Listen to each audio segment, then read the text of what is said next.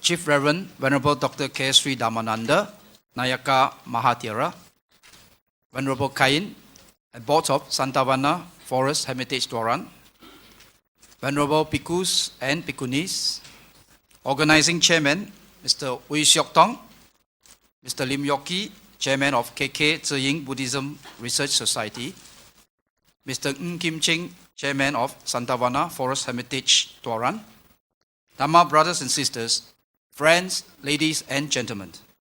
On behalf of the organizing committee, I would like to extend a very warm welcome and good evening to all of you, especially to our distinguished speaker for this evening, the Venerable Dr. K. Sri Dhammananda, who is also affectionately known as Chief Reverend among the Buddhist fraternity. To those who have attended similar talks by Chief Reverend last August, we are happy to see you all again and welcome back. We are indeed very happy, honored and fortunate that Chief Reverend has again compassionately consented to return to Sabah for another 2 public talks in Kota Kinabalu. This is despite the difficulty Chief Reverend is having with his vocal cords. The theme for the 2 public talks is Religious Understanding and Tolerance for World Peace, which intends to dispel any misunderstanding on the noble teachings of the Buddha and to promote human values and inter-religious harmony among people of different religious background. Thus, tonight, the Chief Reverend will speak to us on why do we need a religion. Chief Reverend will speak on the Buddhist concept of God tomorrow night at 7:30 p.m. in this hall. Ladies and gentlemen, Chief Reverend is no stranger and has been to Sabah on several occasions over the last 2 decades. Permit me, Venerable Sir, to give a brief introduction of your good self to those who are interested to know more about you and your work. Chief Reverend was ordained as a novice monk in Kirinde Vihara at the age of 12 and given the name Dhammananda, which means one who experiences happiness through the Dhamma, or Buddha's teaching. At age 22, Chief Reverend received his higher ordination, Upasampada. Chief Reverend holds numerous diplomas, master's degrees, and honorary doctorate degrees in linguistic, philosophy, Pali, Sanskrit, Sinhalese, and Indian philosophy from the following universities: the Dhammarayam Buddhist University and University of Oriental Studies in USA, the Pali and Buddhist University of Sri Lanka, Nalanda University and Benares Hindu University in India, and Maha Chulalongkorn University in Thailand. Chief Reverend is the Senior Religious Advisor for the World Buddhist Sangha Council. Chief Reverend is also the patron and religious advisor to numerous Buddhist organizations in Malaysia, including being the religious advisor for the Buddhist Missionary Society in Breakfields, Kuala Lumpur, and Buddhist Foundation for Sabah and Federal Territory of Labuan. Chief Reverend strongly subscribes to interfaith activities. In the 1960s, Chief Reverend was active in the Malaysian Interreligious Organization, which aimed to promote religious harmony among Malaysians of various religious denominations. In 1984, together with a few prominent co-religionists, Chief Reverend helped to establish the Consultative Council on Buddhism, Christianity, Hinduism, and Sikhism. Besides encouraging greater dialogue among the non-Islamic religionists in Malaysia, the Council also presents the views of non-Muslim communities to the government. As a senior leader in the Council, he discusses and organizes dialogue sessions with leaders of other religious groups in the country. For his invaluable services and contributions towards promoting interreligious understanding and tolerance in Malaysia, Chief Reverend was awarded the Johan Setia Mahkota, JSM, by His Majesty, the Yang di-Pertuan Agong Sultan Aslan Shah in 1991. Chief Reverend also received numerous awards in recognition of his work, and one of them is the title of Aga Mahapandita from Myanmar, which is a title given to a great learned person. Chief Reverend is a much sought-after speaker and has selflessly and tirelessly dedicated most of his life to propagating the Dhamma freely and indiscriminately, regardless of race, religion, or sect. Chief Reverend has written more than 55 books and numerous articles on Buddhism, which are very popular and much read in many parts of the world. Many who had read Chief Reverend's books found great benefits through the application of the Buddha's teachings which was simply and clearly explained and illustrated with current-day examples by Chief Reverend. Chief Reverend deliberately approached many of his writings in a manner easily understood by the laity. I'm sure many of you are sitting here anxiously waiting for me to shut up, so that Chief Reverend can commence his talk tonight. Venerable monks and venerable nuns, dear devotees. First of all, I had to express my sincere gratitude for having invited me to come and deliver another talk in this year. I cannot guarantee for my voice. 2 days ago, I have completely lost my voice. I was about to telephone here to cancel this talk. Then I went to see a doctor. Well, he gave me a few antibiotics and few tablets. Now voice is coming up slowly, but I cannot guarantee. Please forgive me. Well, the topics that we are going to discuss tonight. Why do we need a religion? We means humans. Because among the 31 groups of different kinds of living beings in this universe, only human beings have a religion. Others have no religion at all. That is why it is important. The Buddha has categorized the whole universe into 31 groups of living beings. Hell, a spirit, ghost, animals, humans are then divine beings, 6 kinds. Again, higher forms of divine being are Brahma, 16 kinds. Again, life without a physical body. And physical body without active mind. These are the 31 groups. So amongst those 31 groups, only human beings have a religion. What is the meaning of this word religion? It is not an English word. It is a Latin word. Original word is religio, means binding. But when they introduced this as an English word, religion, they interpreted binding to God. Now worshipping, praying to God, there are so many other interpretations. But at the beginning, the original word is only for binding.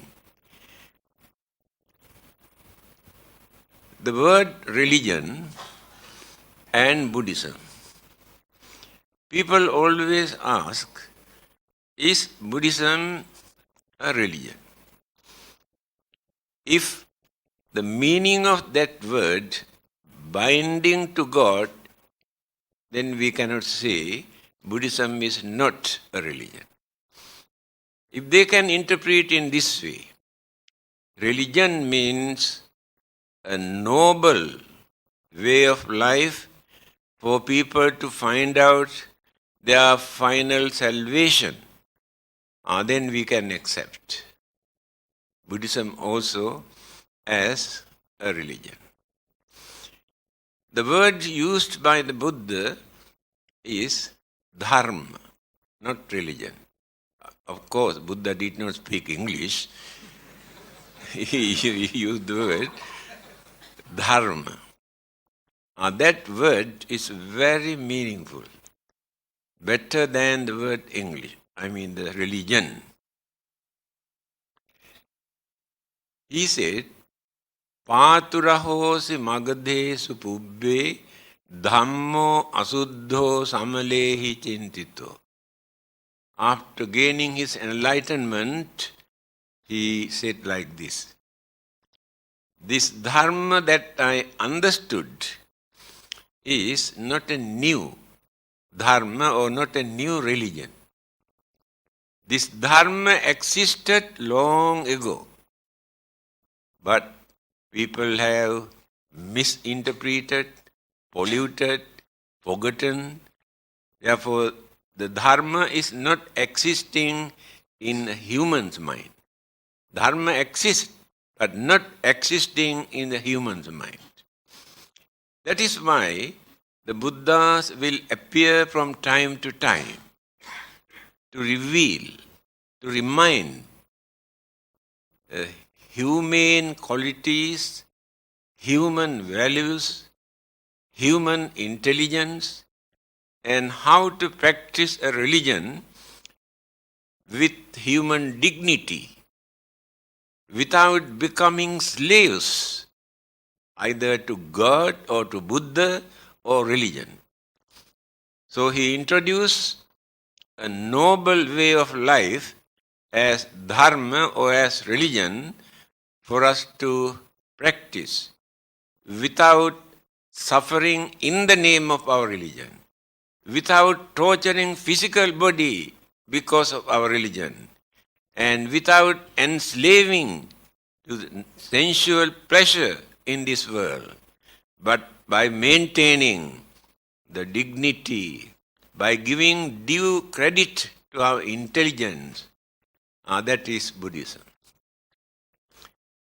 Now, the most important point is, why do we need, why only human beings maintain this religion?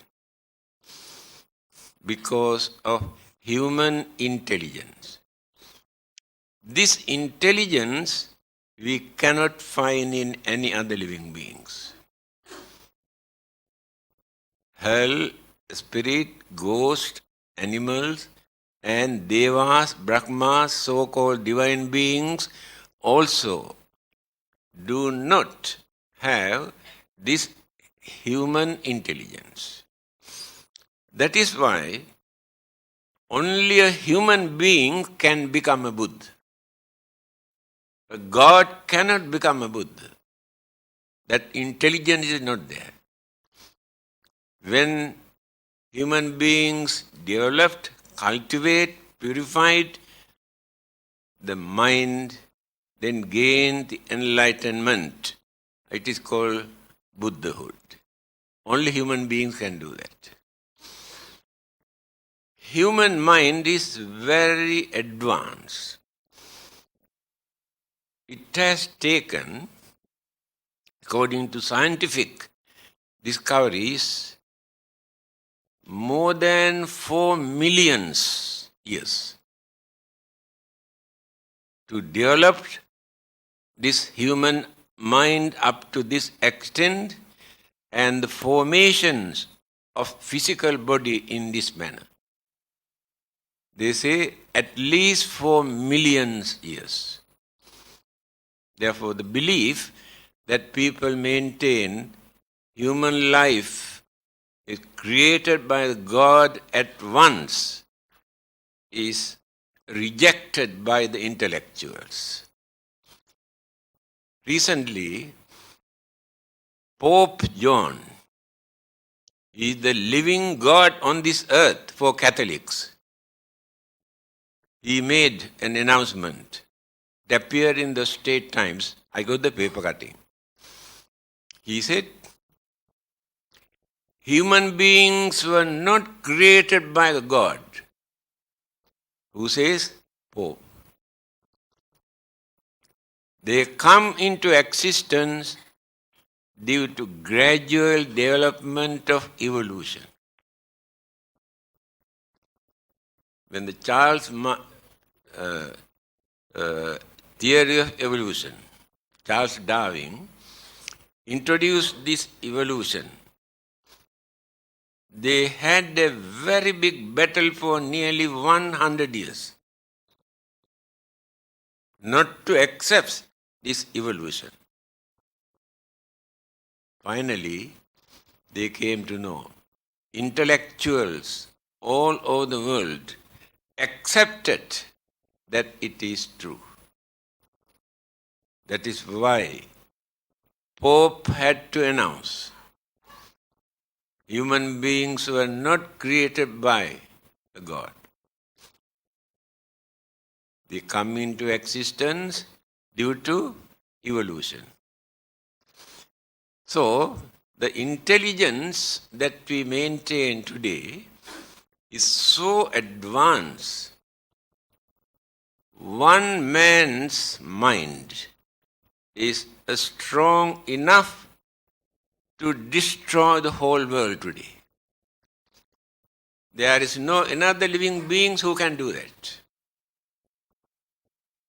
Scientific discoveries, by using their independent intelligence without depending on God or without depending on religion, by using only their intellect, certain things that they have discovered, we cannot imagine by using our normal mind.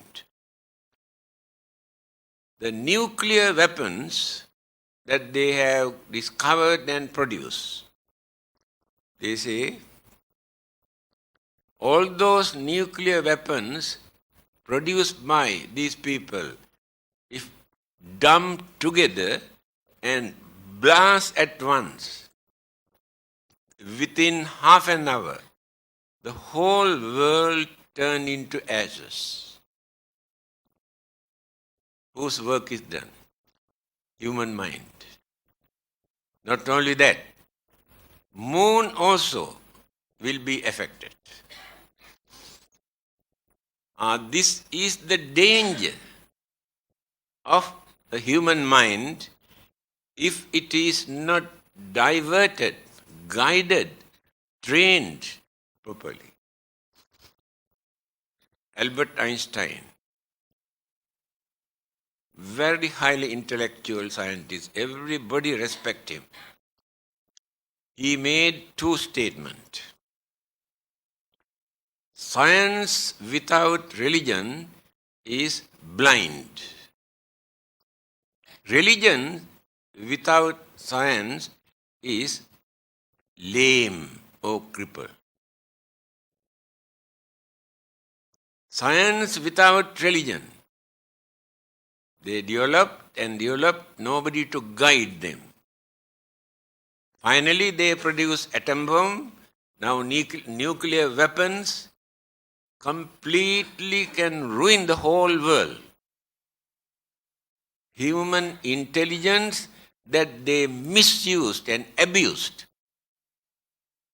because no proper guidance from religion.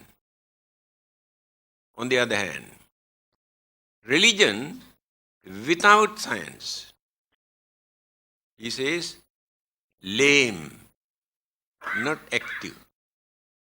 That is why Pope decided to welcome scientific discoveries into religion. Otherwise, there will be no future for such religion in this world.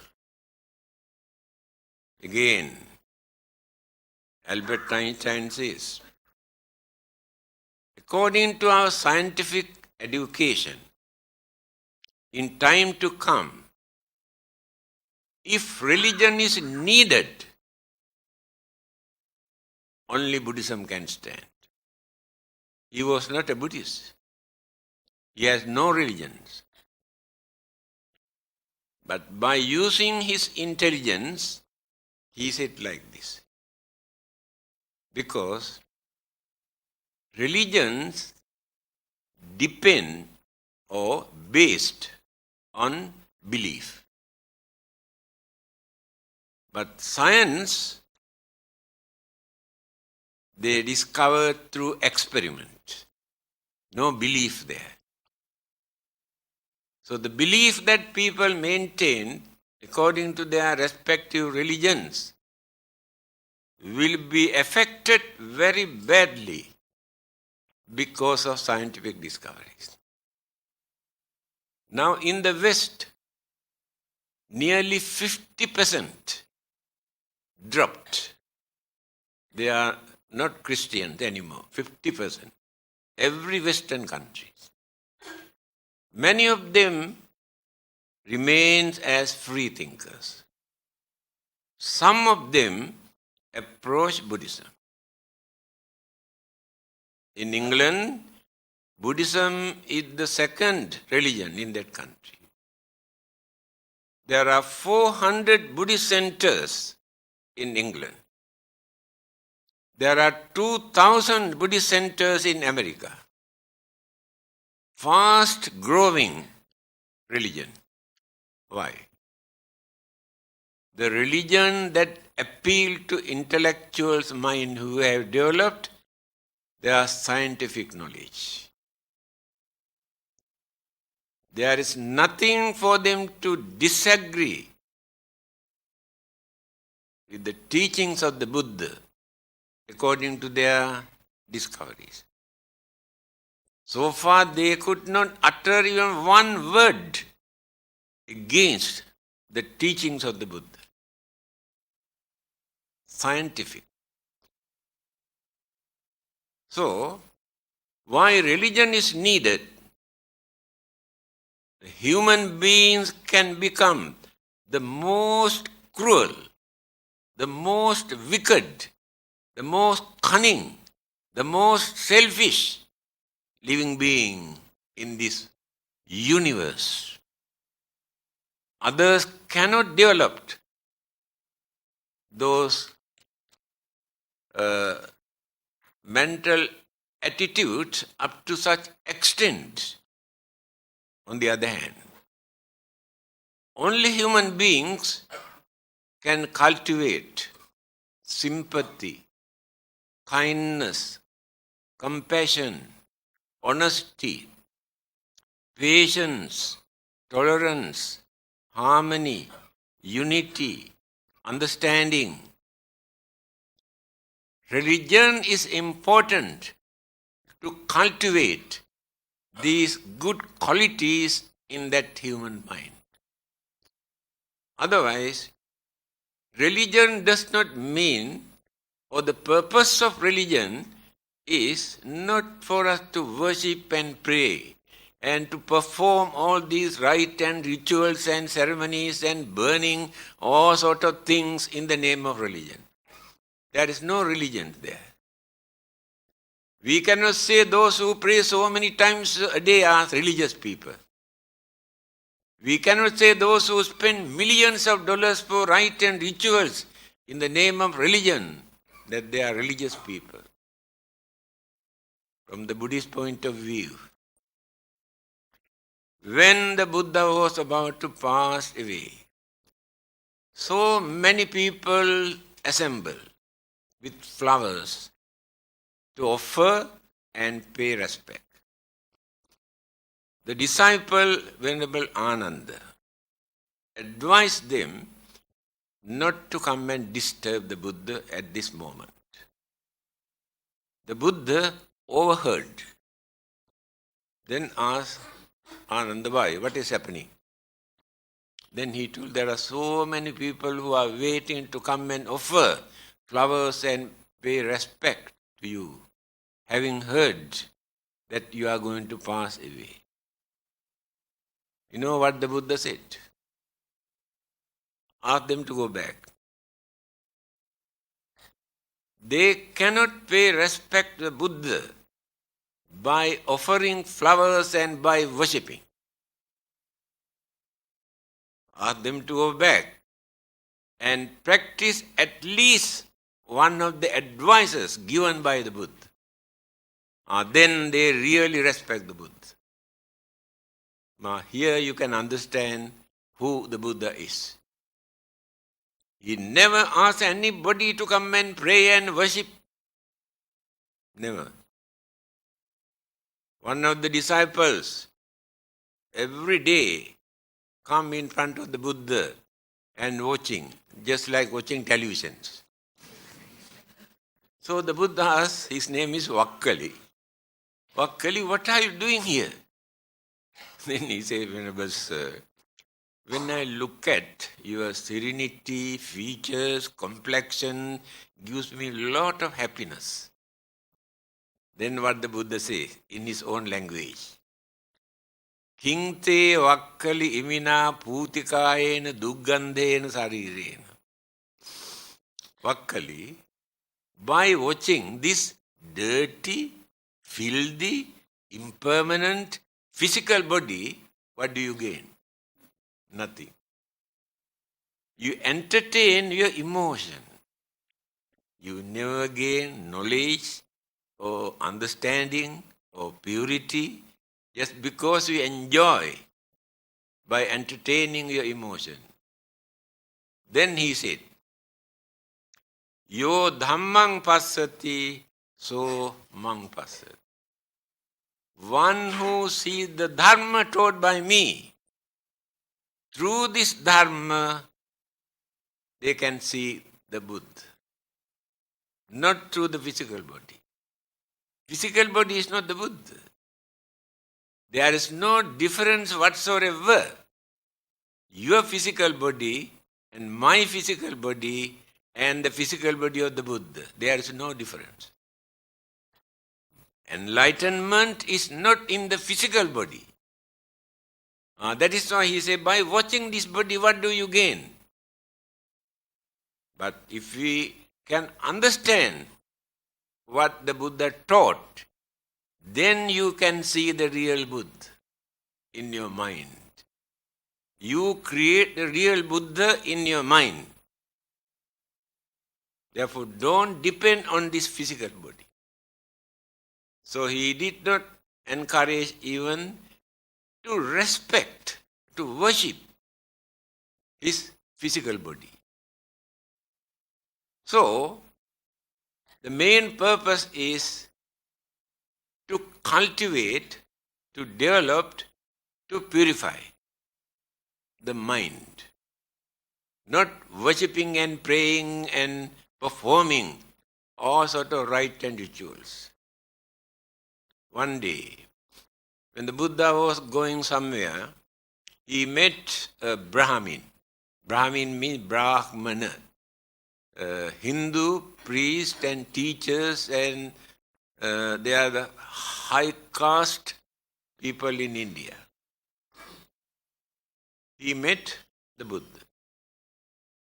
He could not understand actually whether this is a human being, because he has never seen such human figure. He approached the Buddha and asked, may I know whether you are a god? The Buddha says, no, I am not a god. Many others try to say they are God or son of God. The Buddha says, no, I am not a god. Then he asked, any other form of supernatural living being? He said, no, I am very natural. Then he asked, in that case, are you an ordinary human being? The Buddha says, no. Now confusing in his mind who this man is. Then directly, then who are you? The Buddha gave the answer. This self-introduction is very important for us to understand who the Buddha is. Now, if anybody come and ask, you worship, you believe, you follow the Buddha, can you tell me actually who this Buddha is? Can you explain? You may say something, but you do not know who the Buddha is. He introduced himself in this way. Abhinyayang abhinyatang. I understood everything that which exists in this world. How did he do that? Not within one lifetime. He went on developing, cultivating his mind, life after life, such a long period. Developed the mind up to the maximum level. That is why he says, I understood everything that exists in this world. Bhavetabbancha bhavitam. I have practiced all the great qualities, virtues, principles and morals and anything which is good. I have practiced. Pahatabbang pahinang me. I have uprooted or eradicated all evil thoughts, words and action. Completely eradicated. Now we can understand the difficulty. In our case, very minor impurity in our mind, jealousy. We know very well we never gain anything by harboring jealousy. But we cannot drop it. We maintain this jealousy in our mind. And what about anger? What about greed? What about selfishness? He could manage to drop one by one, everything until he completely purified the mind. Tasma buddhosmi brahmana. Therefore, I am not a god, not a supernatural living being, not an ordinary man. I am the Buddha. This is the meaning of the word Buddha. I repeat, one who has understood this knowledge is not given by God. Through his own effort, life after life, he went on developing and developing. He understood. Then he practiced all the great qualities, virtues, principles and morals. Then eradicated all the evil thoughts, word, action. Then he gained enlightenment. This word enlightenment very loosely we use. The real meaning of enlightenment is this. One who understood everything, one who cultivated all the great qualities, virtues, one who has eradicated all the evil, wicked, harmful things, then gained the enlightenment. This is the real meaning of the Buddha. We follow his guidance, advice given by the Buddha. Not as religious law, not as commandment, not because of punishment, but by knowing why these things are bad, why these things are good. Not because God revealed to us, these things are bad, don't do, otherwise I'll punish you. These things are good, you must do, otherwise I cannot take you to heaven. There is no such teaching in Buddhism. Recently, I was invited to give a Buddhist talk in a Catholic church. Occasionally they invite us, and we invite them also. After my talk, somebody asked this question. You say Buddha says like this, and we say Jesus says like this. Who is correct?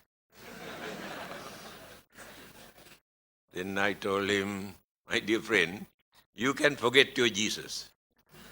I can forget the Buddha. Use our common sense. Use our common sense.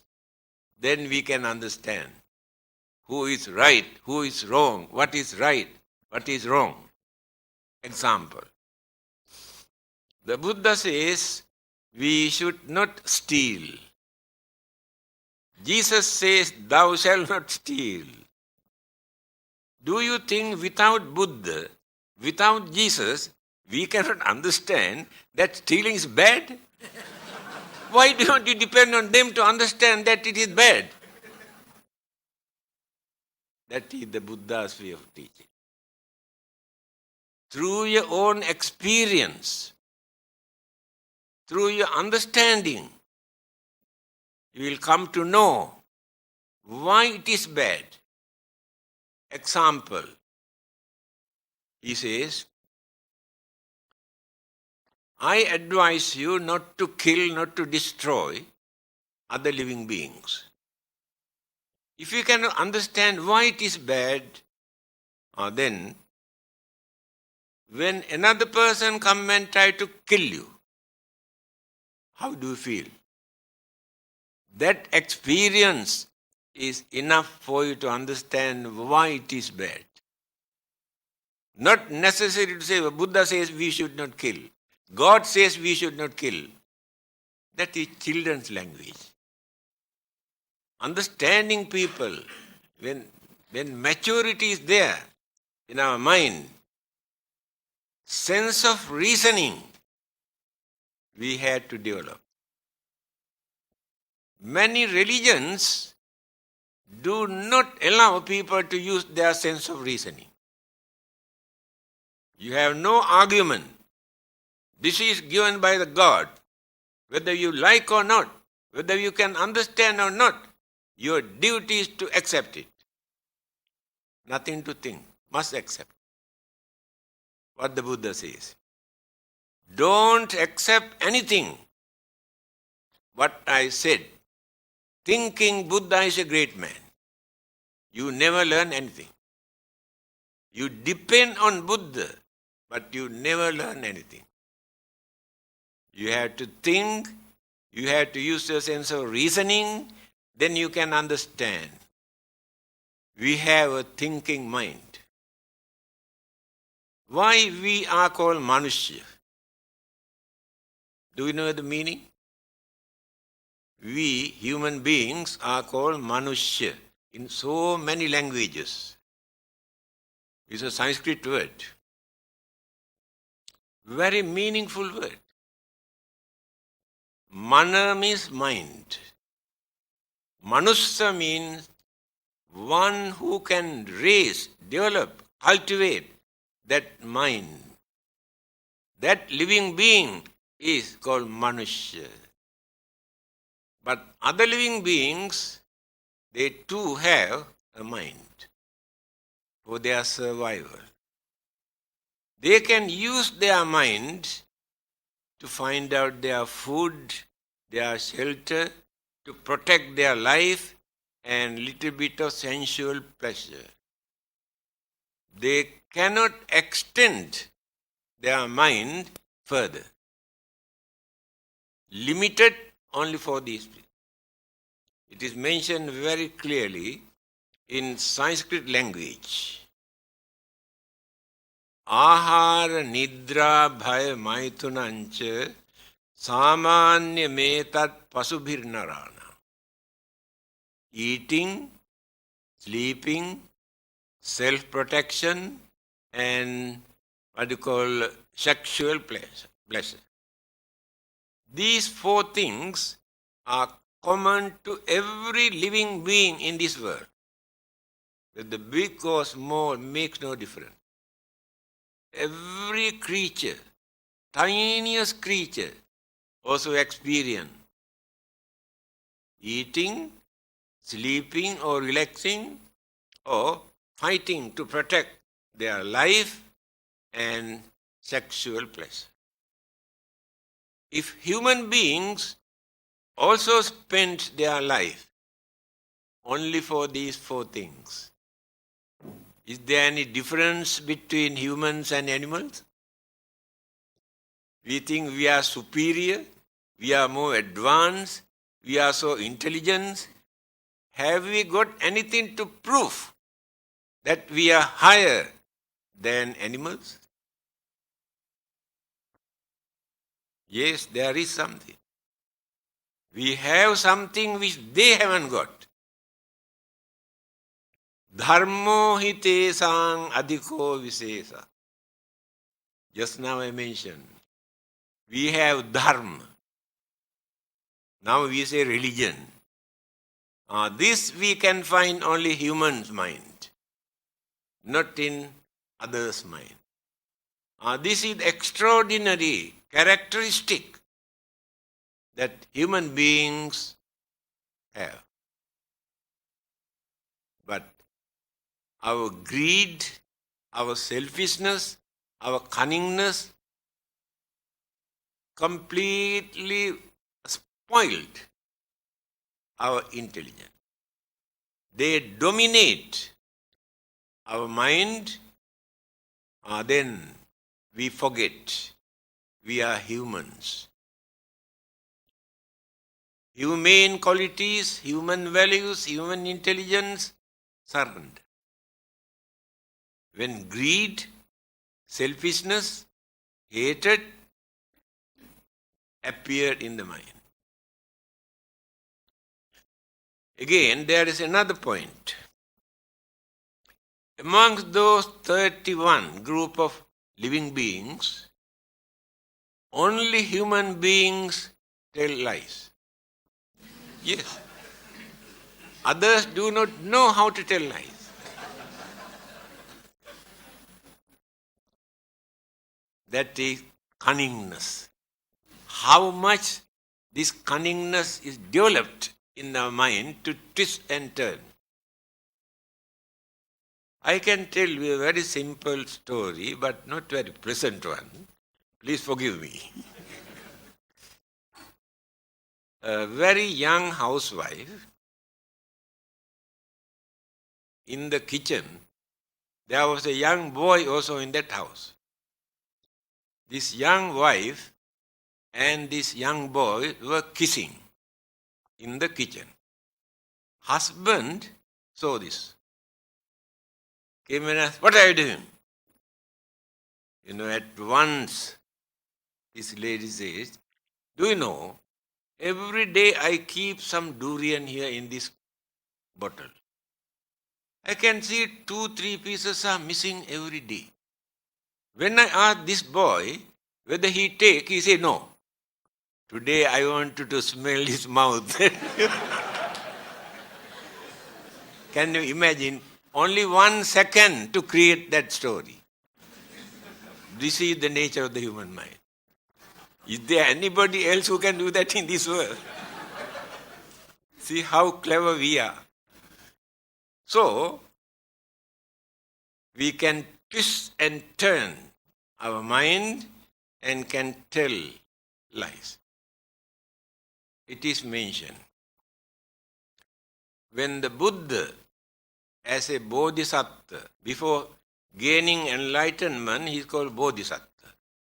Anybody who is working for gaining enlightenment is called bodhisattva. Occasionally, he has violated certain precept as a worldly person. But he upheld one particular precept, not to violate that. What is that? Telling lies. He tried his best not to break this. After gaining enlightenment, the words the Buddha has said came out from his holy sacred mouth. The words are still effective. Last 2,500 years, people have been experiencing what sort of effect they had either by reciting or listening. The word come out from the Buddha's mouth. Same language. Disciples maintain the same language, the same word that the Buddha has spoken for 45 years. So these words are very effective because you are the only human beings on this earth who never uttered a lie. These are the special characteristics of the Buddha that people do not know. Some people say, when they say you are worshipping the Buddha, you say you are worshipping the devil. You see how narrow and how, low mentality that they have to say like this. You are worshipping the devil. Now, when we recite the precept, 5 precepts, before we start religious service, it is the customary religious practice. First observe the 5 precepts, then continue the religious service. Pānātipātā veramani sikkhapadang samadhiyāmi adinnādāna veramani sikkhapadang kāmesu miccācārā veramani sikkhapadang musāvādā veramani sikkhapadang surāmere majjapamadaṭṭhāna veramani sikkhapadang. 5. I try my best not to kill, not to steal, not to have sexual misconduct, not to tell lies, not to take intoxicating drinks or drugs. These are the 5 basic religious principles for every Buddhist to observe. Do you know, in every religion, there are few basic religious principles. Now, Islam, they have 5 pillars. Belief in God, praying, fasting, charity, pilgrimage to Holy Land. 5. These are the 5 pillars in Islam. Christianity, they have 10 commandments. So the Buddhists observe these 5 principles. Sikkhapadang, this is the most important word there. I try to train my mind. Sikkhapada, I try to train my mind. When that bad thought appear in my mind, not to do this. This is the Buddhism. Not, this is given by the God, this is given by the Buddha, this is given by so and so. No. I train my mind not to do that. Knowing that it is bad, it is wicked, it is cruel, it is harmful, it is dangerous. I train my mind not to do that. That is the Buddhist principle. We cannot say, I cannot do that because Buddha says I cannot do it. I cannot eat this because Buddha says we cannot do it. This is small children's language. Children say, Papa say, I cannot go there. If I go there, he will beat me. Mommy say, I cannot eat this, he will beat me. The same language. We are adult. We have maturity. We have sense of reasoning in our mind. Without misusing, abusing, without following anything blindly. Use your common sense, my dear friend. Not necessary to have religious label. Whether we are Buddhists or Christians or Hindus or Muslims, those labels are not important. Religion is not in their labels. That is why the whole world today is a battlefield because of religion. Religious label, not religious principles. I want to introduce my religion, egoism. My religion, our religion, but not religion. 2 religions introduced the same principles. But one religion tried to convert this into the other religion. But the same principle, two labels. So they are fighting for this label.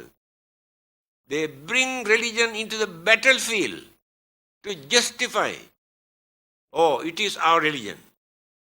They have polluted completely purity of religion.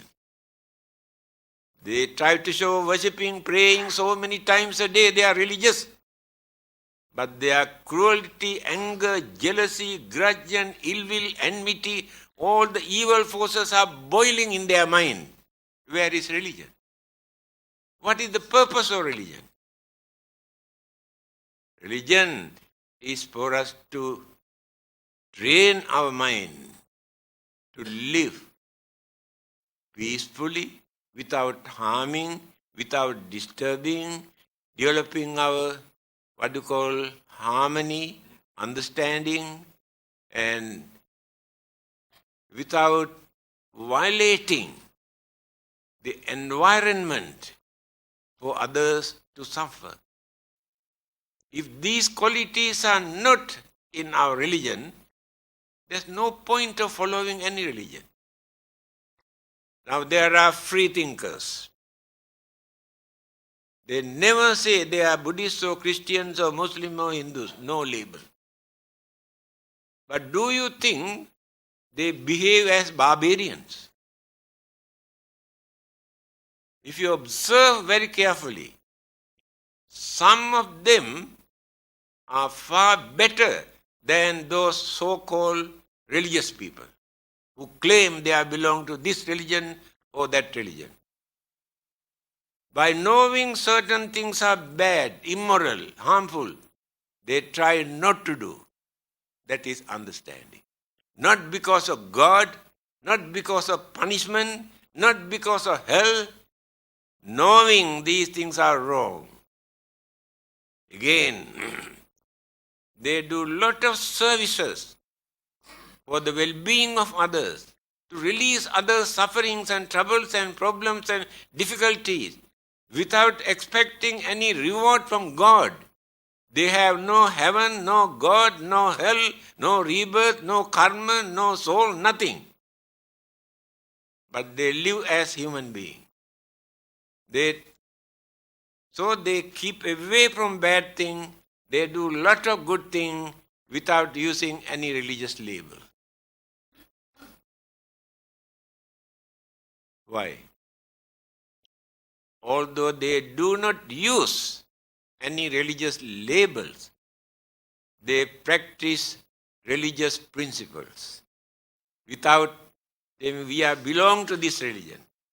Religious principles are there. Therefore, not necessary to say we are Buddhists. That word is not important. The Buddha was not a Buddhist.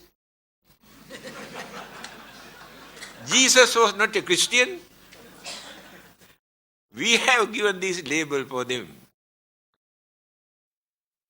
We must try to be good, to do good as much as possible.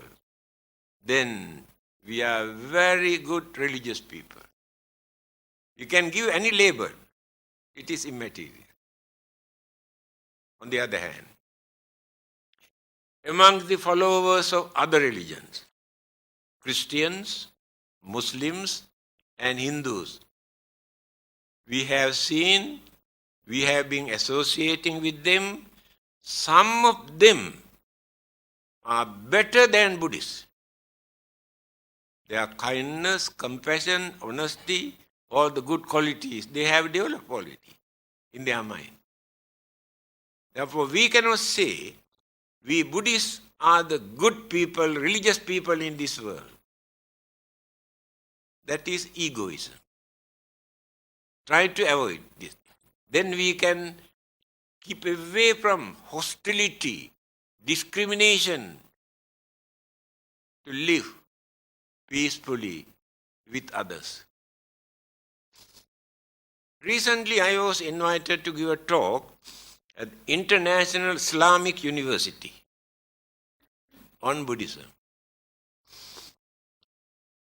After my talk, somebody got up and asked, why Buddhists do not believe in God? I asked, who told you? Who told you that Buddhists do not believe in God? You are wrong. Buddhist concept on God is different. Not like Christians or Muslims or Hindus, but Buddhist concept is different. Otherwise, no one can say Buddhists do not believe in God. Anyway, my topic will be, next topic will be that. For you to understand. You must never say, as Buddhists, we don't believe in God. You create unnecessary misunderstanding, hostility, discrimination. Why do you want to create it? I went to attend an international Islamic conference. Invited us to visit there. As soon as I enter into that building, a Muslim group who have come from another country. I think they had never seen a Buddhist monk in their life. Yeah. Straight away, he came, do you believe in God? I said, why not? No argument. Finish. Because that is not the way to ask a question. Where are you coming from? What is your religion? We are very happy to see you here. By the way, may I know what is your concept on God? That is the what you call cultured way. What straight way? Yeah, do you believe in God? See the mentality. When people talk religion so seriously into their mind, they develop some sort of egoism, pride, and they are superior to others. We should not maintain in that way. So again, let us come back. Why religion is needed? Human mind can understand. This is not the first and the last life. Others have no such idea. They do not know anything about the next life, hereafter. Only human being. If we can understand this, it is our duty to prepare for the next existence. That is why we need a religion. Otherwise, we do not know. Now, there are millions of human beings in many parts of the world who are dying, starving, without food. Millions of human beings have no shelter. Their birth and death both take place at the pavement or roadside or under the tree or open areas during the summer and winter, rainy season. Also they have to spend their life like this.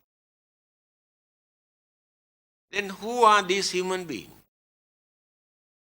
If people believe all these human beings are created by the God, then why did God create those millions of innocent people to suffer for nothing?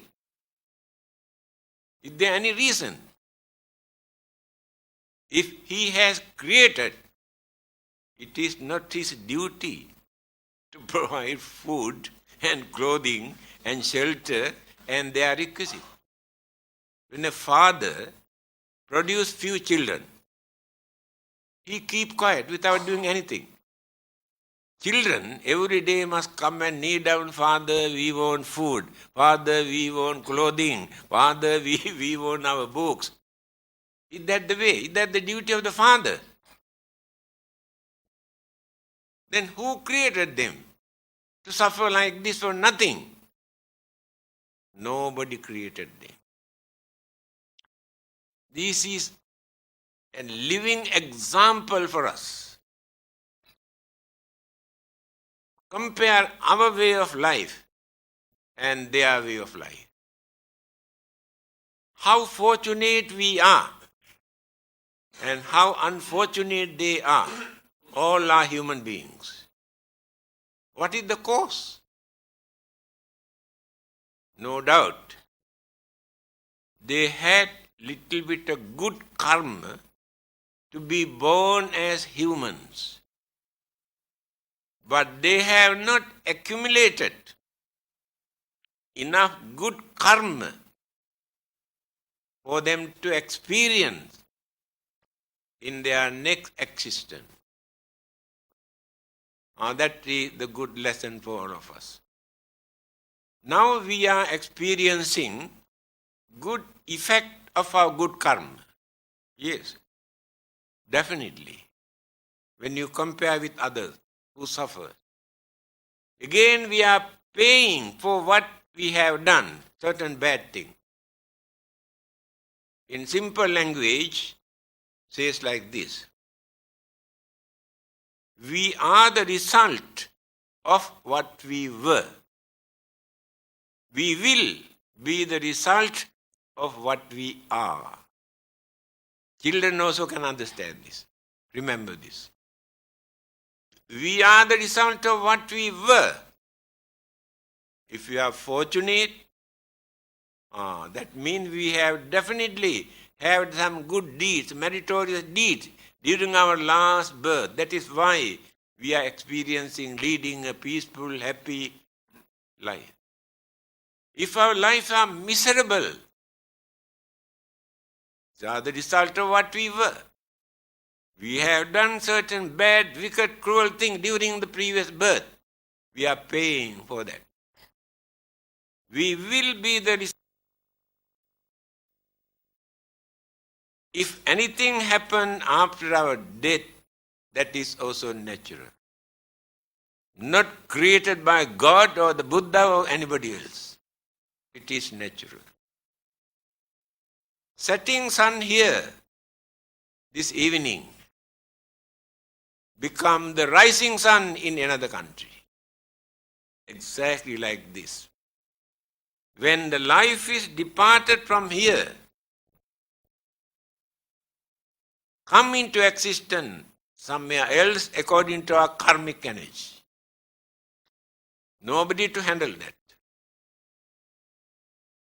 Remember, life never dies. People are scared of death, not knowing what happened to them. This is not our life. This is the body, this is the house. Life is living in this house. This is the shelter to accommodate our life. Life process and mental energy, karmic energy combined together. Physical body support for that life to exist. When this body is going on decaying and collapse, the life goes away. Cannot live anymore here. That is called death. I cannot understand why people are scared of death. That is not the end of our life. That is the beginning of our life. When your passport is expired, why are you scared to renew your passport?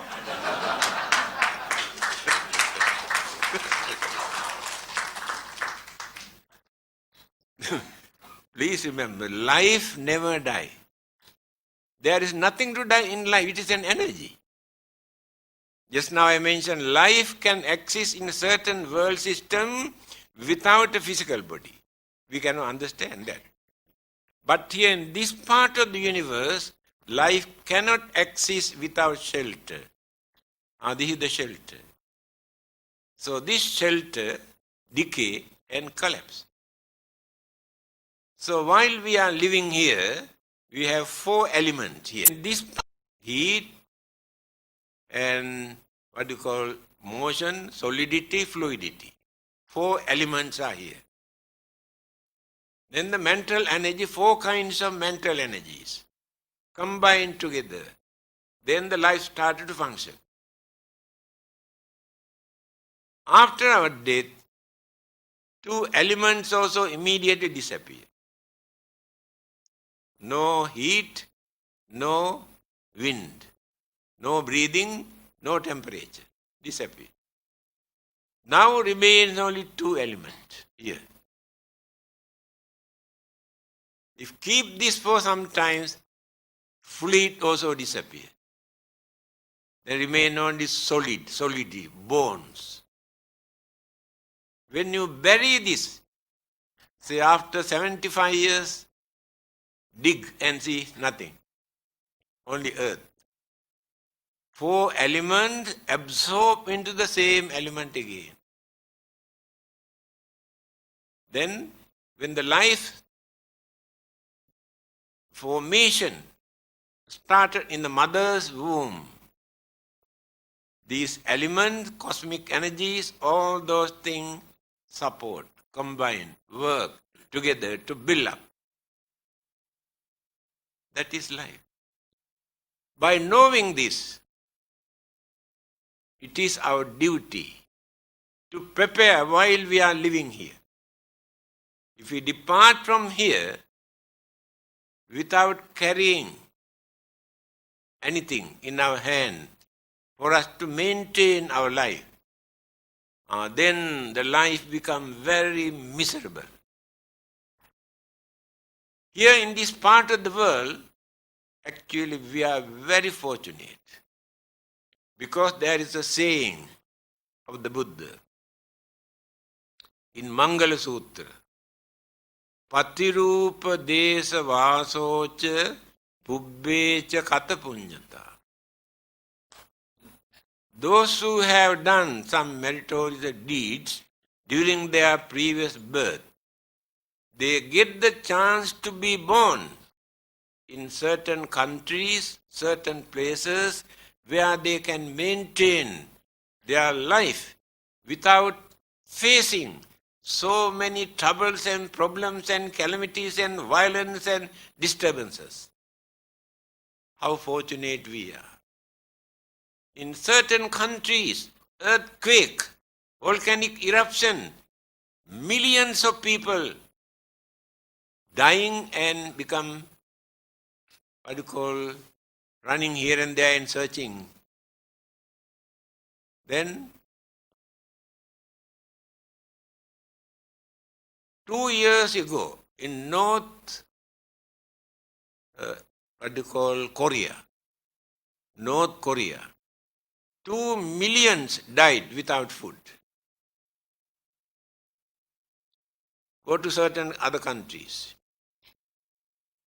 Many people have no piece of cloth to cover their nakedness. Here in this country, before the Chinese New Year, people bring lorry load of old clothing and dump in the temple. When you open them, you can see most of them are not old, out of fashion. They throw them away. How we enjoy our life in this part of the world. Then India. The temperature in certain areas 60 degrees. Can you imagine? Here when you come to 34, we grumble, cannot tolerate. 34. 60 degrees. 1,500 died last few weeks. Heat. And the winter, again, how many died during the winter? They cannot tolerate. So when you study one by one, compare with all the others, and countries where people are suffering in millions, like Iraq and many other countries.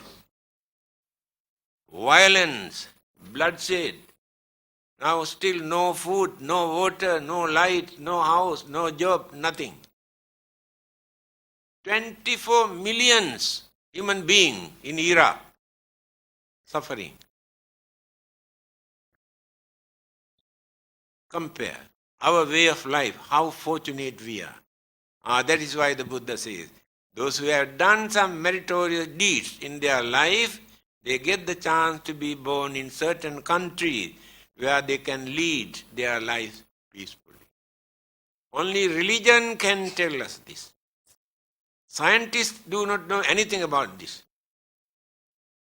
Religion can do many things which scientists cannot do. This is the most important thing. As human beings, we need a religion because we can understand the nature of our life. We can mold, we can prepare for the next existence. After that, again, we can start from there, but continuity is there.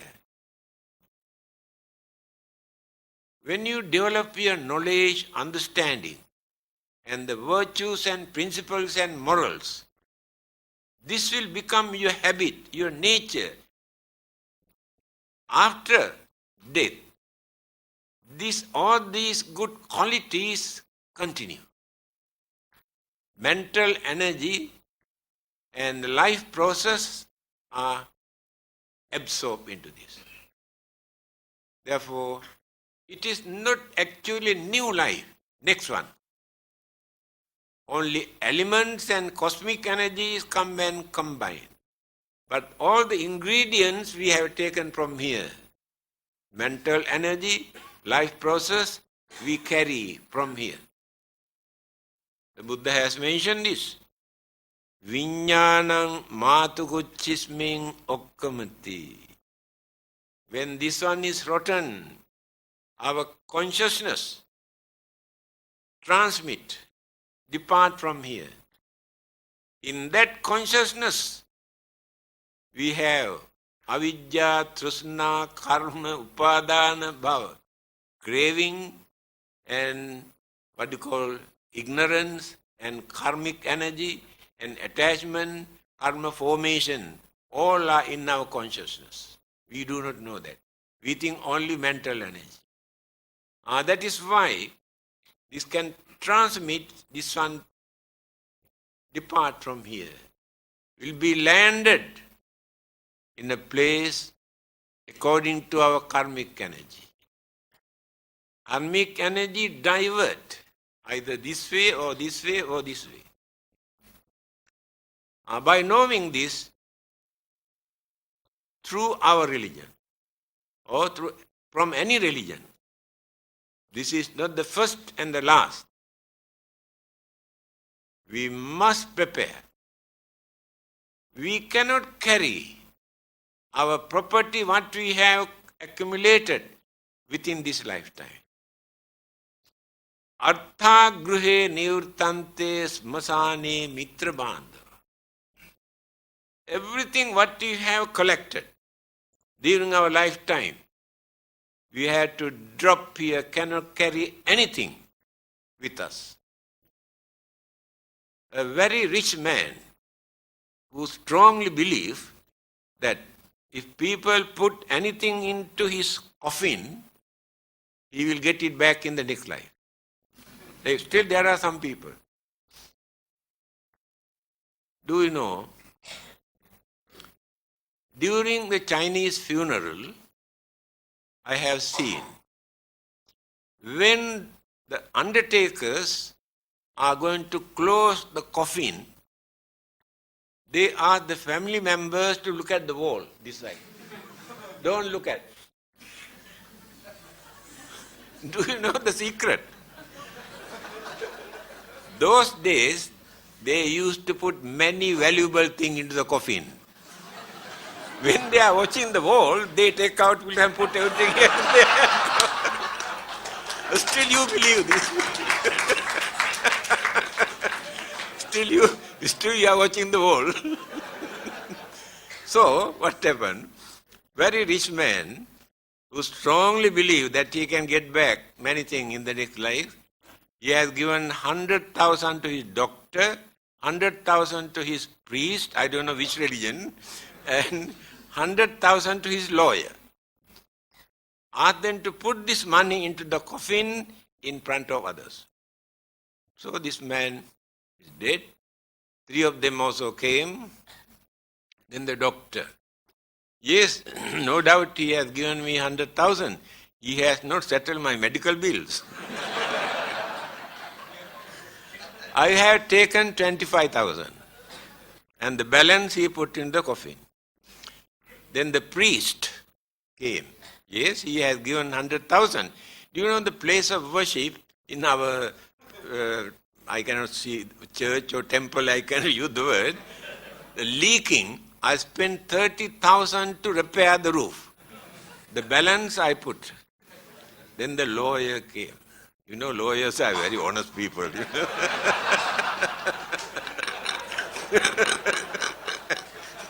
They never bluff me. Lawyer came and scolded both of them. You have disappointed this poor man. Don't worry. I am going to replace what they have spent. And my 100,000 and what they have spent, he issued account pay cash check.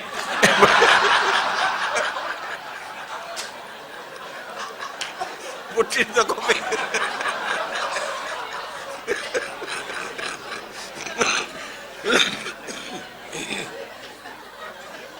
And same thing will happen to you also if you believe that you get something hereafter, anything put in the coffin. You know, Chinese are very clever people. They are the only people who could manage to open a bank in the hell. You know that? Americans who have landed on the moon still could not open a bank in the hell.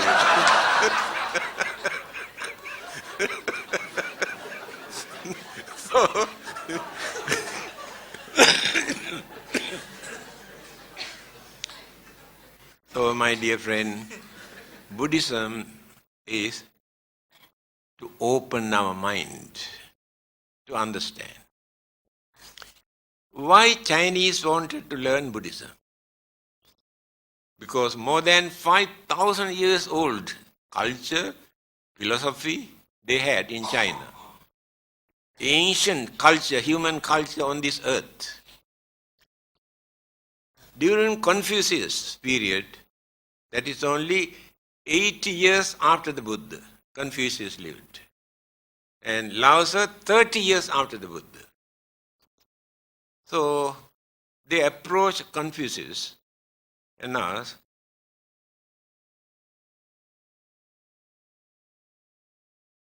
is there any life again after our death? Confucius said, still we have not learned what this life is. How do we know whether there will be another life? So they could not satisfy with that. Another group came and asked, is there anything that we can do for our departed ones? Confucius said, still we have not learned how to fulfill our duty to the living one. What can we do for the dead one?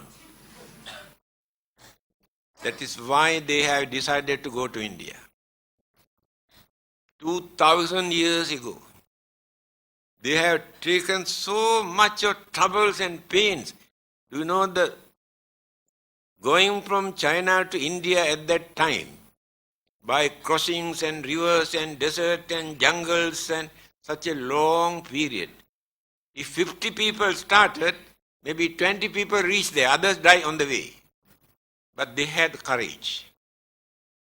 After going there, they studied, they observed very carefully how they practice religion.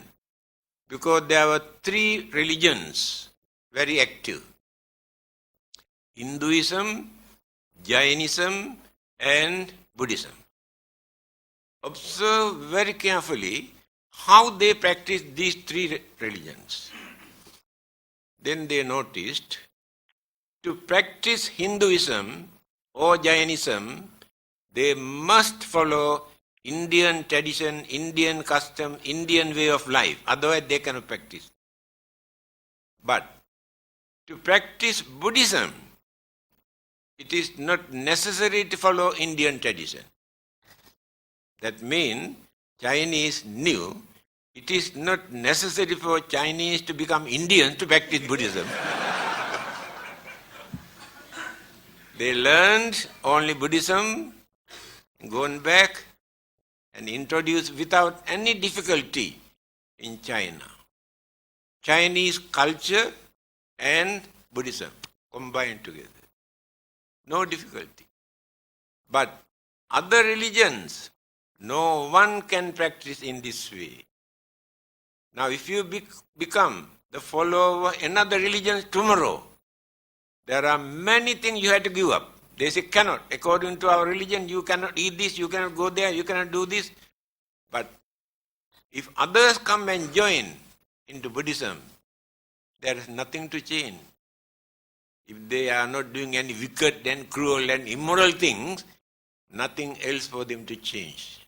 That means the Buddha has given due credit to culture and tradition. He mentioned in one of his discourses, Kalama Sutra, he said, if your culture and traditions are meaningful, significant, don't think these are age-old tradition, follow them. If they are meaningless, useless, don't follow them thinking this is our own tradition. This is the advice given by the Buddha. So Chinese, let us take Malaysia. Up to 14th century, here, Malaya, only two religions, Buddhism and Hinduism. When the chief of Malacca, I heard he was a Hindu, embraced Islam. After that, the whole country become a Muslim country. Even the name of Buddhism completely disappeared from this country. Nearly 500 or 600 years. Then Chinese started to migrate 19th century, 20th century and settle down here. They are the ones who have started Buddhist way of life in Malaya. After that, of course, they followed only Chinese tradition, Chinese culture, Chinese way of life to practice Buddhism. Then Sri Lanka, Thailand, Burma, they also come and join with them, then modified. The Buddhism that we are practicing in this country today, mixture of Chinese, Sri Lankan, Thai and Burmese.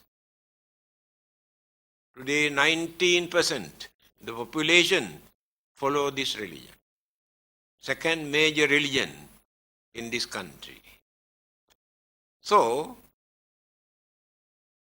the freedom that we have to think freely and to follow our traditions and customs freely and religious belief not as law or commandment, but not because of fear of punishment, but knowing these things are wrong, immoral, wicked, harmful, then we try not to do.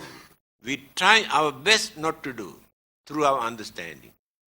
Again, certain things are very important to release other suffering from sicknesses, old age, poverty and fear and worries. It is our duty to release them. It is our meritorious deed. Not simply by worshipping and praying. Meritorious deed. There was a well-known Hindu, Swami Vivekananda, well-known name all over the world. One day, when he visited a place, he saw a group of people in front of an image, beating drums and blowing trumpet, burning incense and singing and singing. Then he came in, asked, what are you doing here? Then they told, we are praying and worshipping to this God for blessing. Then Vivekananda said, throw away all this rubbish. Do you think you can bluff God beating your drum and blowing your trumpet? Throw away all this rubbish. Go out. There are so many who need your service, who are having sicknesses, who are dying, who are starving, who have no shelter. Go and do something to release their suffering. Then you get the blessing from God, not by beating your drum. The Buddha also wanted to introduce this type of religious way of life. You can say you worship, you can say you pray, you can say you perform also rites. Buddha was not interested in all those things. If you try to be good, if you try to do good for the well-being of others, then you really respect the Buddha, you follow the Buddha, then you are real Buddhist. You are following real religious way of life.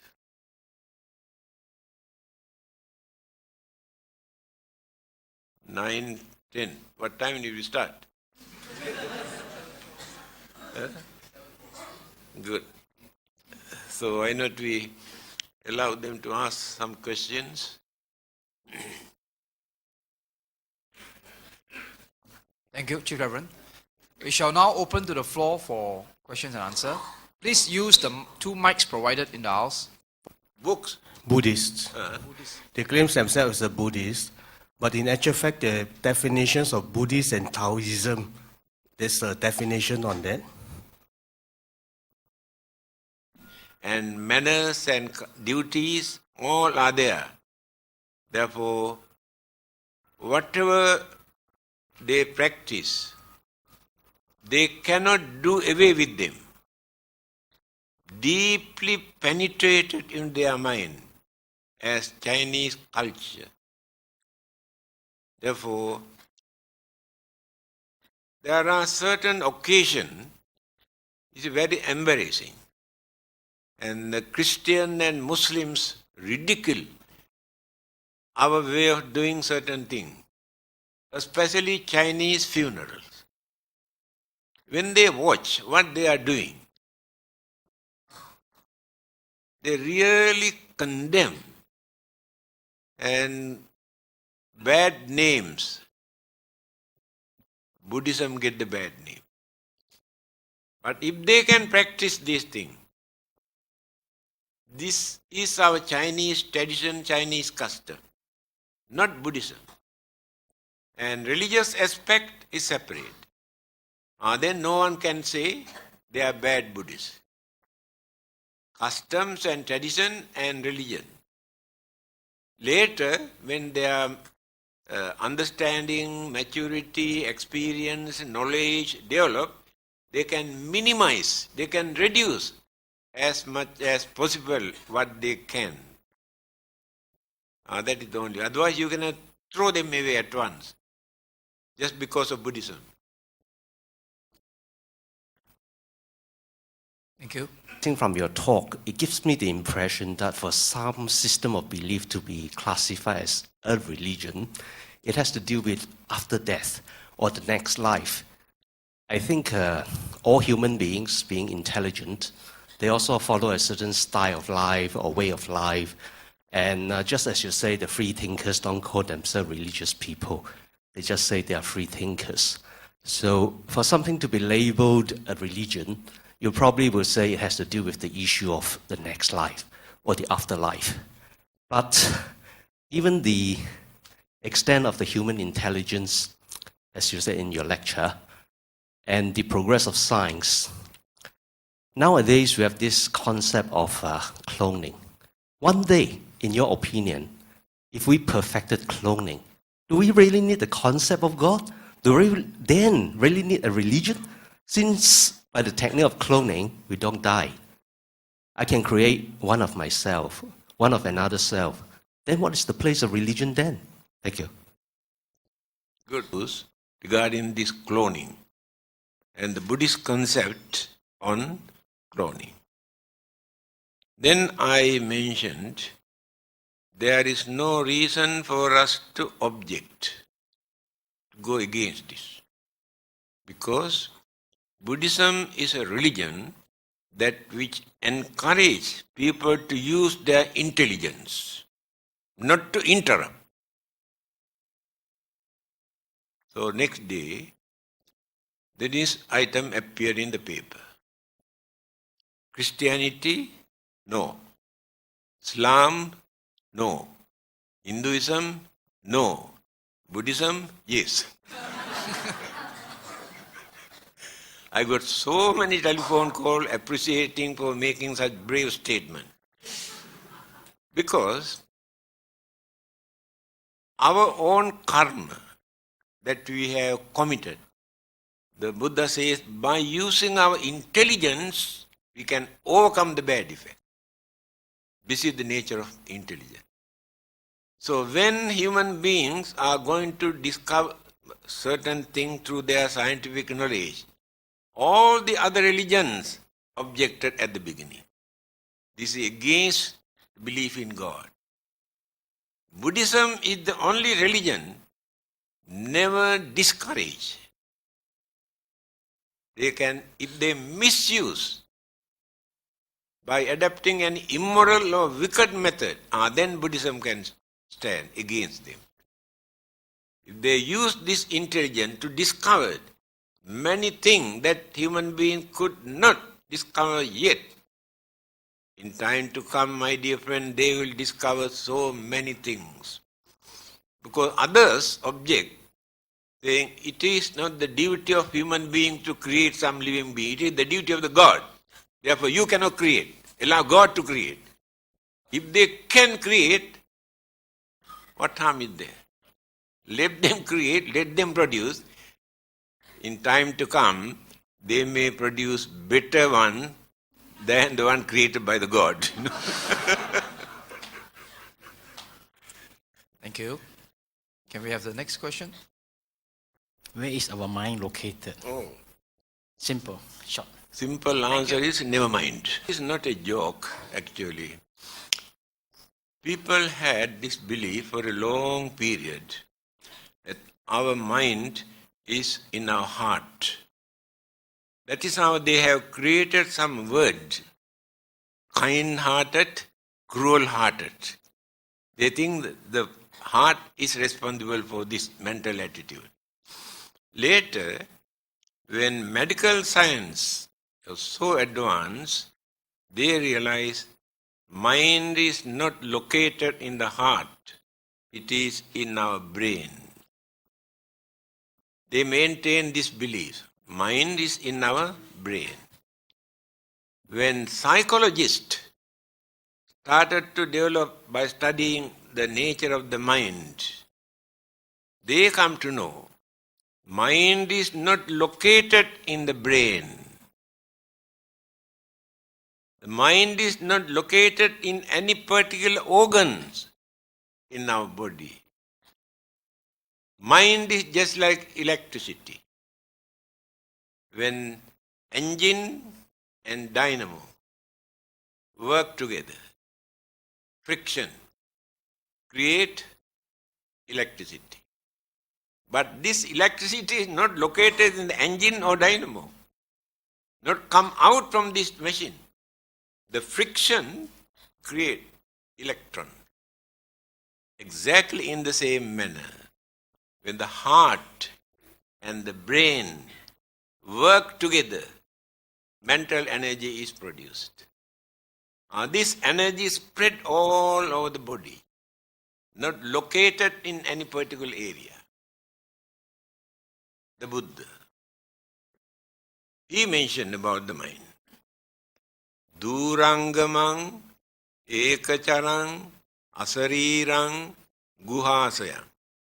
The nature of the mind. Durangamang. There is no any other kind of energy in this world that which can run so rapidly other than the human's mind. We can radiate our mental energy throughout the universe. When lightning strikes, we have no time to see appear, disappear. But the mental energy can run 1,000 times faster than lightning. That's why Buddha says, no any other kind of energy other than the human mind. Durangama. Eka charang. The mind has no companion. Mind exists alone. Two minds never work together. Husband and wife married about 75 years ago. Still husband does not know the nature of the mind of the wife. Wife doesn't know the nature of the mind of the husband. This is the nature of the mind. No one can understand the nature of the mind. Ekcharam, work alone. Asarirang, that means there's no some sort of formation, visible or tangible formation to say this is mine. It is invisible. Guha sayang, setting in a cave. This is the word they have taken to think. The mind must be in the heart or in the brain. Here the whole body. Mind spread all over our physical body, but produced through the frictions of brain and heart. Then energy exists. Therefore not located in any particular place. Thank you. That I would like an answer is, we as human beings are all the time trying to do various things for our benefit, for our children's benefit. So as a result, the things we do daily doesn't really meet what the Gautama has preached to us. So for a doctor, though he practices medicine, he carries out abortion. An accountant, though he's honest, not necessarily presenting the facts to a true figure. A politician promises, knowing very well he might not achieve it. A shopkeeper sells goods which he knows are not the right goods. Where do we get ourselves to balance between what we are doing and what we should do so that we can regularize our life? To fix the mind, to create some sort of determination not to do this or to do this. Today we decide, but tomorrow we'll do it again. Changes take place. Environment, temptation, irritations change the mind. That is the uncertainty in our mind until we attain higher stage of sainthood. Below this level, while leading a worldly life, it is very, very difficult for us to maintain, to control this mind, to do only good things and not to do bad things. Most difficult thing. But try as much possible that you can to do certain things which are good, not to do certain things which are bad, by knowing, not as a law or commandment, through your understanding. Thank you. Is what should we do? We see so much of evil around us. Should we not care about them, do our own, control our own self, do good by ourselves, and not make any effort to take action against the evil that is being done by others? Should we mind our own business? Because as I see, the world is deteriorating rapidly because too many people are minding their own business. And the politicians have become moral masters. They decide what is right and wrong. What should Buddhists do in this case? Thank you. Rang sadhu viharidhiram. Try your best, as much as possible that you can, to guide others, to correct others within your capacity. If you think it is very difficult for you to do that, then you can keep away from them and lead a life where you can maintain peace and satisfaction. Understand? Try your best as much as possible. If you come to know they are not working, they are not ready to listen, don't bother.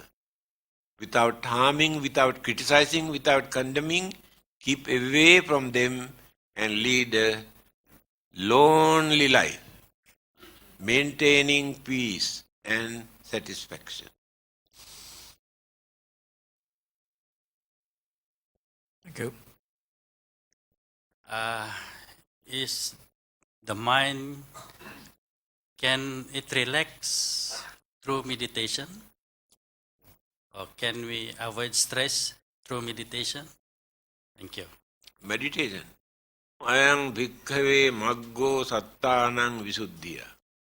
In Satipatthana Sutra, way of mindfulness, the Buddha says, there is only one method in this world that we have to practice, sattanang visuddhiya, to maintain the purity in our mind.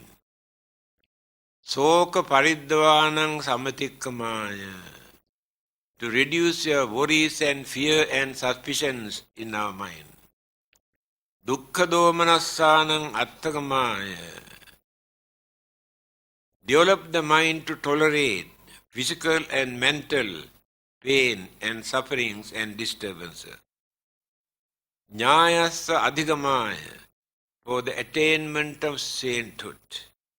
Nibbanassa satchikiriyaya, attainment of final salvation. Only one method. What is this method? In English we say meditation. But Buddha used the word bhavana. The word meditation does not give the same meaning. Bhavana. Bhavana means development of the mind. Now, education is not the development of the mind. We learn so many things, but no development in the mind. Anger, jealousy, grudge, and ill will and evil thought, all are there. No development. So, in the same manner, meditation means development of the mind by what you call suppressing all the evil, wicked, cruel, harmful things, by cultivating the mind, by concentrating on kindness, compassion and unity and harmony, understanding, it will become the development of the mind. There is no another method. Scientists cannot contribute anything for that, only meditation. Meditation has no religious label. We cannot say Buddhist meditation, Hindu meditation, Christian meditation or Muslim. Meditation is meditation. Meditation is just like medicine. We can give any label, but medicine is medicine.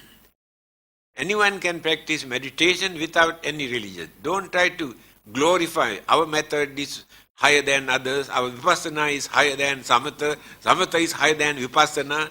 They try to glorify and mislead, create misunderstanding. So that is the only method. There's no another method. Thank you. We have time. Us on the Buddhist view on the feature of trance. As I have experienced in Christianity, in Islam, as well as Hinduism, people used to fall into trance. Does Buddhism have this sort of feature? Thank you. If you get into trance, People, they fall into trance, isn't it? So what is your view on this sort of features? yes, Buddhism has explained actually. When the five senses are not active with the mind, when the mind stops thinking, creating mental object, then the mind penetrates into subconscious mind. Subconscious mind projects so many things. That is why they behave entirely different way. Subconscious mind. Neither God or Buddha or anybody else influencing the mind. Subconscious mind. Thank you very much, Chief Reverend. Ladies and gentlemen, much as I like to continue, we have come to the end of day one program.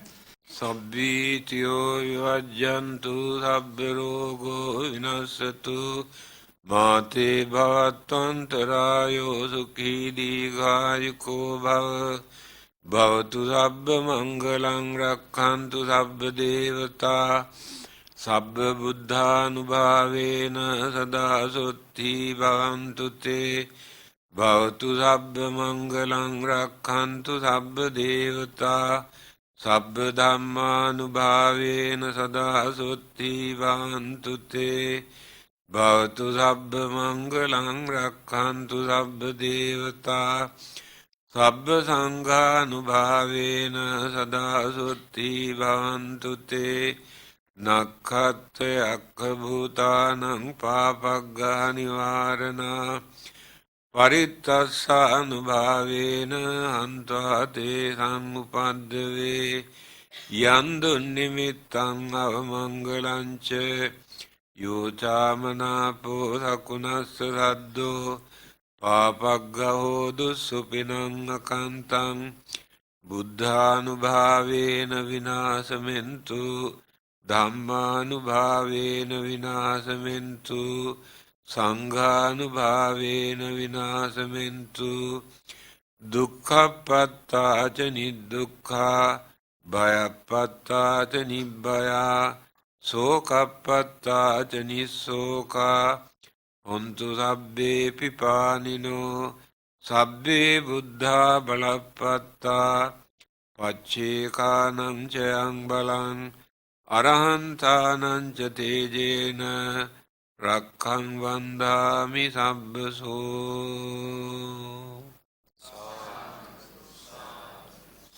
So good health and peace of life to all of you. Thank you.